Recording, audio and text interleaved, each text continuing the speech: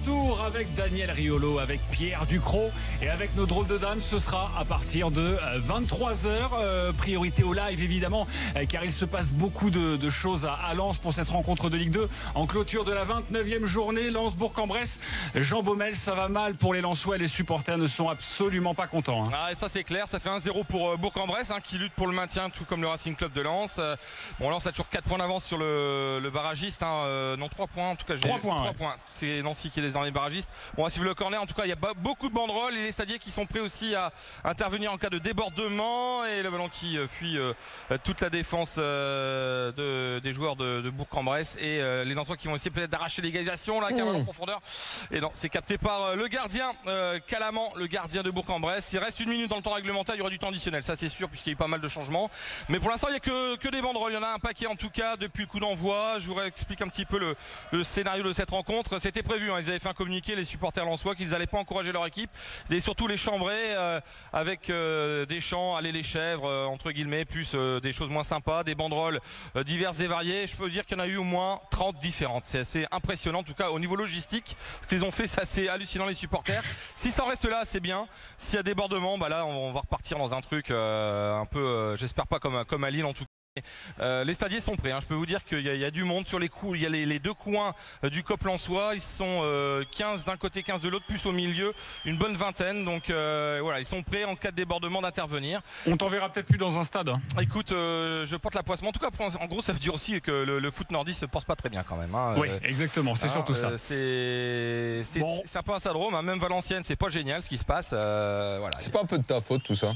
Non, au final, c'est Amiens qui s'en sort le mieux parce qu'on pensait les voir à la place de Metz. Tu réponds pas à la question, quoi. Ouais, mais tu vas pas les voir, Amiens, cette année-ci. Tu vas les voir, Gibo? J'ai vécu. Gibo, à une époque, t'as connu 4 clubs en Ligue 1. Oui, tu vois. Maintenant, ils y sont plus. Je peut-être en connaître plus qu'un seul. Comment t'aurais pas ta part de responsabilité dans cette histoire? Écoute, je sais pas, Daniel. Il va falloir approfondir tout ça. Réponds-moi juste par oui ou non, Gibo. Est-ce que tu as été voir Amiens cette année? Mais c'est pas sa zone de Germanie. Il a fait Amiens-Lille notamment. Amiens-Lille, il a fait Lille contre Montpellier et là il fait ce soir.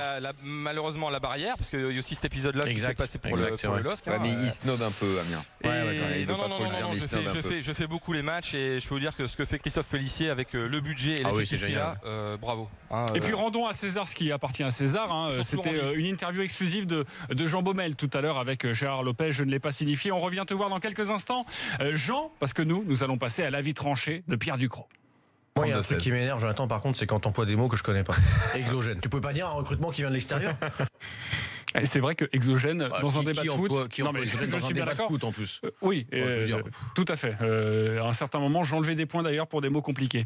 Tu veux nous parler de l'AS Monaco? Alors, je précise juste que l'AS Monaco, solide deuxième du championnat, qui s'est imposé vendredi soir sur la pelouse de Strasbourg, 3-1, 4 points d'avance sur Marseille et 9 sur Lyon. Je vais être franc. On a échangé quelques mails cet après-midi et l'idée vient pas de Daniel, mais à un moment donné, il a parlé de Monaco dans ses mails. Ça t'a titillé. J'ai dit, c'est vrai. Mais putain, merde, il a pas tort. On parle jamais de Monaco, quoi. Voilà, on parle énormément du Paris Saint-Germain, on parle énormément de l'OL et de l'OM. Voilà, ça tous les week-ends, toutes les semaines. C'est le duel. C'est ce qui reste d'intéressant dans notre Ligue 1. Bah voilà, c'est ce qui reste d'intéressant. Sauf qu'à un moment donné, si on prend un peu de recul, pas tant que ça quand même, pour s'apercevoir qu'on parle pas de Monaco, alors que Monaco est deuxième. Tu l'as dit, solide, 63 points. À la 29e journée, 5 de moins uniquement que la saison dernière qui était qualifiée de saison extraordinaire. Voilà. Ça c'est incroyable. Cette stat elle est vraiment incroyable. On n'en parle pas, quoi. On n'en parle pas dans les médias. Nous aussi, voilà, on se met dedans. Est-ce que c'est différent de ce qui a toujours prévalu dans l'histoire les concernant? Soit ils jouent le titre et on en parle, soit en Coupe d'Europe ils font un parcours et t'en parles, sinon t'en parles. Monaco, ouais, peut-être, mais c'est pas normal. C'est pas normal. Moi, je sais pas si c'est pas normal, mais le problème c'est qu'on répète tout le temps c'est pas normal, mais il n'empêche que de toute façon tu parleras plus des autres clubs. Alors on parlera plus des autres clubs. Alors on va aussi tout simplement parce qu'on en revient à ce qu'on disait dans mon avis, nous dire parce que tu as comme ils disent en Espagne, une afición moins prononcée. Ouais, alors je veux bien, sauf que indirectement tu sais moins de gens. Que tu vas intéresser beaucoup moins de gens. Ça passionne moins de gens. Sauf que nous qui sommes. C'est comme si toi tu as une bonne blague qui fait marrer les gens, tu risques de la ressortir, quoi. J'ai bien compris pourquoi, Daniel. Sauf la blague pourrie qui a fait rire que 2 personnes. Non, vas-y. Ouais, mais tu sais quoi, ça dépend des 2 personnes que tu fais rire. Si c'est deux personnes que tu aimes énormément. Je suis également d'accord. Et ben ça suffit. J'entends tout sur le sujet. Pour nous, acteurs des médias du football, ça devrait pas nous échapper tant que ça finalement. Et on devrait en parler parce que l'ASM n'est pas juste là parce qu'elle a un beau budget, tu as raison. parce que sinon Lyon serait largement devant. Non, l'ASM est là et la différence pour moi avec toutes les autres grosses cylindrées, et je mets le PSG avec, même s'ils sont devant, parce qu'il y a un effectif qui est extraordinaire pour la Ligue 1 en tout cas, c'est son coach, c'est Léo Jardim qui fait des miracles chaque année. Alors si c'est pas des miracles, en tout cas c'est de très très très bonnes choses. Alors que chaque année c'est bis repetita, c'est le même process. Il y a un mercato, on le déplume. Pas mal de ses meilleurs joueurs en général, voire de ses meilleurs jeunes également avant qu'ils soient de meilleurs jeunes. Ces joueurs-là partent, et d'ailleurs c'est intéressant, sont pas toujours aussi bons quand ils partent ailleurs. Il y a pas mal de cas, on pourrait s'y pencher dans un autre avis tranché. Quand ils sont plus à l'ASM, ou en tout cas plus avec Jardim selon moi, c'est beaucoup plus difficile pour eux, même s'ils sont dans des équipes avec des effectifs peut-être meilleurs. Tu penses notamment à Bernardo Silva ? Ouais, par exemple, encore que il est pas mauvais. Il est dans une concurrence de dingue. Ouais, non, je penserais plus à des Levin Kurzawa, un Bakayoko qui a du mal à Chelsea en ce moment. Voilà, il y a pas mal d'exemples comme ça qu'on pourrait citer. En tout cas, le process dont je parlais est le même, c'est-à-dire mercato, déplumage. On lui redonne quand même, on va être honnête, quelques bons joueurs, quelques espoirs, certains bons jeunes du centre de formation qui arrivent. Et débrouille-toi. Et il se débrouille, il essaye, ça marche pas. Il réessaye autre chose. Il y a des joueurs clés dans son effectif qui sont censés être des titulaires indiscutables. Quand ça marche pas, sans faire de vagues, avec du calme, avec de la rigueur, de l'exigence, mais toujours du calme. Il les met de côté de temps en temps, il les remet à petite dose et ils reviennent et ça marche. Et à la fin de saison, allez, vers le 12 mars, on s'aperçoit que finalement Léo Jardim a encore fait quelque chose d'extraordinaire. Il a encore bâti un effectif. On lui a enlevé ses latéraux, il en a remis d'autres, il en a trouvé d'autres. Falcao est blessé, Jovetic joue et tu vois quasiment pas la différence. Pourtant, ce sont des profils différents. Il y a d'autres coachs qui diraient mais dans mon système, ce profil-là, il va pas. Lui, il dit rien, on l'entend jamais. Ou quand on l'entend, c'est pour parler de foot. Moi, j'adore. Et ça marche. Et ça marche à chaque fois. Et moi, je vais être beaucoup plus court que Daniel. Pardon, je vais finir comme ça. Si j'étais un club français aujourd'hui qui avait besoin d'un coach, je me poserais vraiment la question si Léo Jardim pourrait être le bon. Et je serais très heureux qu'on puisse le garder en France si jamais il quitte l'ASM. D'ailleurs, je vous parlerai d'un autre entraîneur tout à l'heure dans les questions de l'after. On reparlera de Laurent Blanc. Je n'en dis pas plus, petit teasing, mais je vais vous demander. Il est foutu ton teasing. Oh là là, tu peux te relever. Là, vous, ça ne vous plaît peut-être pas, mais je sais qu'on nous écoute énormément et je sens que ça fait un carton pas possible.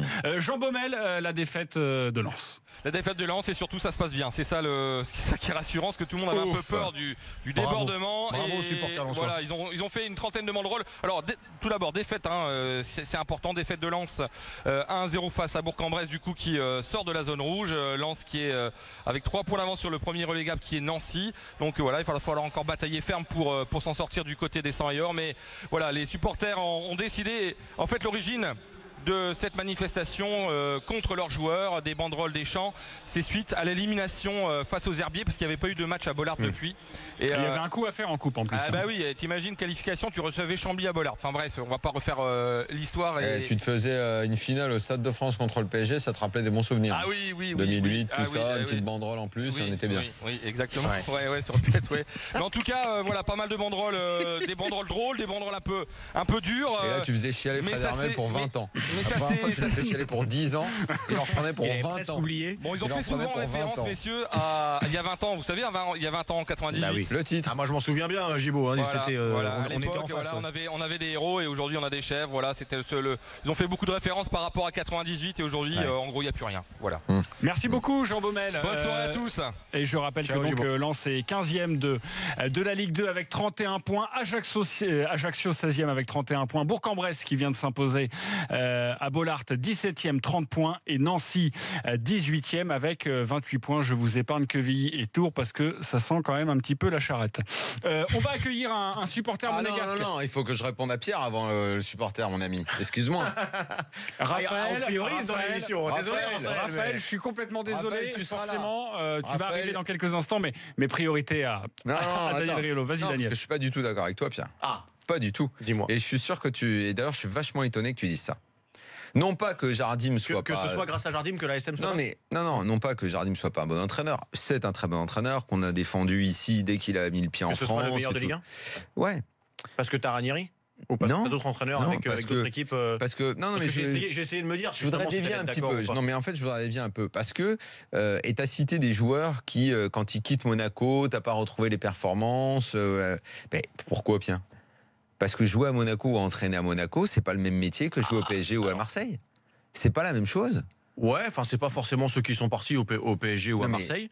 T'en as d'autres. Non mais quand c'est pas pareil que jouer à Chelsea, tu vas me dire. Si tu dis par exemple Jardim comparé Emery ou Garcia, ou Rudy Garcia. Pour moi ils font pas le même métier. Ouais, mais moi ils font pas le même métier. Mais tu veux que je te réponde ? Je pense que Jardim ferait aussi bien, voire peut-être mieux qu'un Unai Emery au Paris Saint-Germain. Mais moi je n'en sais rien. Je te dis pas que c'est le coach qu'il faut au PSG l'année prochaine, j'ai pas dit ça. Moi j'en sais rien. Ce que Rudy Garcia a fait, ce que Rudy Garcia a fait cette année, avec ce qu'il a pris dans la gueule au début de la saison, uniquement pour 2 matchs complètement ratés où plus personne ne croyait l'OM capable de remonter. La façon dont il a remis tout le monde. Moi, je ne dis pas que c'est pas possible. Je dis que je n'ai pas les éléments qui me permettent de dire que Jardim aurait pu le faire parce que Jardim n'est pas confronté à ça. Et on pourra jamais le dire. Je ne peux pas savoir moi comment Jardim aurait pu supporter tout ce que Emery peut supporter au PSG, la gestion des stars. Non, on le saura jamais, forcément. Par l'institution, on ne sait pas. On le saura jamais. Ça nous ramène à la phrase de Zidane l'autre jour, qui avec beaucoup d'humilité et Daniel. de clairvoyance a dit mais c'est le métier d'entraîneur, ça n'est pas que ça. Ça dépend également beaucoup du contexte dans lequel tu évolues. Et ben justement, quand tu dis c'est pas le contexte monégasque. À Monaco, tu travailles dans un confort qui est extraordinaire, Daniel, pour les joueurs, pour l'entraîneur. Alors le confort au niveau de la pression des supporters, etc. Mais de tout, on n'en parle pas. On l'a même dit tout à l'heure, on n'en parle pas, Pierre. On n'en parle jamais de Monaco. Je te jure, ils ont fait 4e de poule en Ligue des Champions, on n'a rien dit. Le confort de la pression médiatique, le confort de la pression des supporters. Je suis d'accord. C'est pas rien, ça. Redémarrer à 0 comme chaque année il a fait, parce qu'on lui enlève tous ses meilleurs joueurs. Je te jure qu'il y a plein de coachs qui se seraient barrés avant lui. C'est un super entraîneur pour ce motif. Oui, c'est uniquement ça que je constatais. Mais dans le métier d'entraîneur, il y a une autre dimension. La dimension. Oui, quand t'es ailleurs, je suis d'accord. La dimension technico-tactique de recommencer comme il fait, c'est extraordinaire. Il est extraordinaire. Mais j'ai envie de te dire que rien ne me dit que Garcia, Emery, machin, ne l'aurait pas fait non plus. Oui, même si c'est très fort. Mais la dimension coaching et management dans club star, pression, dirigeant, pression médiatique, comme ça peut exister à Paris, Marseille, dans une moindre mesure, à Lyon, mais également à Saint-Etienne, où tu as ce genre de soutien populaire, mais ça n'a rien à voir. Ça n'a rien à voir. Je n'ai pas dit rien à voir. Je n'ai pas dit Pierre, on en parlera dans quelques instants. On va continuer d'en parler. C'est pas la même chose. Pierre, j'ai pas dit ça. Merci beaucoup, parce que là c'était priorité à Daniel. Et Raphaël. Je voulais donner la priorité à Raphaël, mais non, priorité à nos salaires. Donc on revient dans quelques instants, Raphaël, pour évoquer la situation de l'AS Monaco. Est-ce que tu es plutôt Pierre Ducrot? Est-ce que tu es plutôt Daniel Riolo? Sur le fond, on est à peu près d'accord. La question dans quelques instants et la réponse dans l'after sur RMC et BFM Sport. À tout de suite.